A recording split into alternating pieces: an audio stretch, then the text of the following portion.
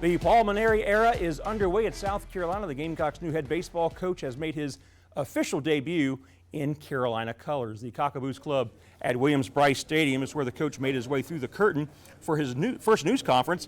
Now, Mainieri has led both Notre Dame and LSU to the College World Series, leading the Tigers to the 2009 National Championship and a runner-up finish in 2017. And when Mainieri makes his official debut in 2025, he will walk onto the field as the winningest active baseball coach with 1,505 wins. So this hire has generated national headlines. In fact, the 66-year-old Mainieri last coached in 2021, stepping down as LSU's head coach due to chronic neck pain, but the coach is healthy, rejuvenated, and ready to go. In fact, he says he feels closer to 40 as opposed to his actual age of 66. And after his news conference, we went one-on-one with the Hall of Fame coach who talks like someone who can't wait for 2025 to begin. All right, the Paul Mainieri era is off and running. The coach is 1-0. He won the press conference today. You've got 1,505 wins. Obviously, the next will be 1,506. You've been doing it for so long. What is the secret sauce? Well, what you just said, 1,506, that means you have the confidence we're going to win at least one game, right? Well, for 39 years, I've been trying to explain to players how important it is to believe in themselves. And if they believe in themselves, anything is possible. You're taking over a program that obviously has a very passionate fan base, a program that has been to Omaha before. You've got to like that you're going in a program where people care about this sport.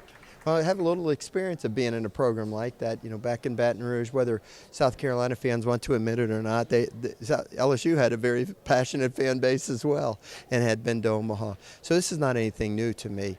And I love to see people that care about college baseball. I hadn't always had that. When I coached at a small school, St. Thomas University in Miami, and I coached at the Air Force Academy, and even when I was at Notre Dame, because it was in the north, not a lot of people cared about what happened. But now I have this I always wanted to be at a school where the people cared about the baseball team. So now I have that happen, and I think it's a wonderful thing. And some people say, yeah, but what about the criticism? I say, hey, it's better to be criticized than for people not to care. And, well, the people care here, and I care.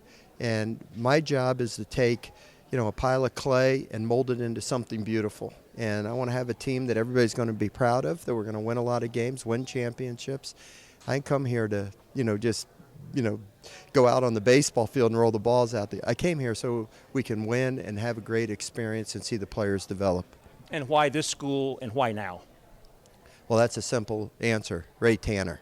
I love Ray Tanner. He was a great coach. He's been a friend. The last two hires haven't been awesome in the sense of the final results, and it resulted in those two guys being let go.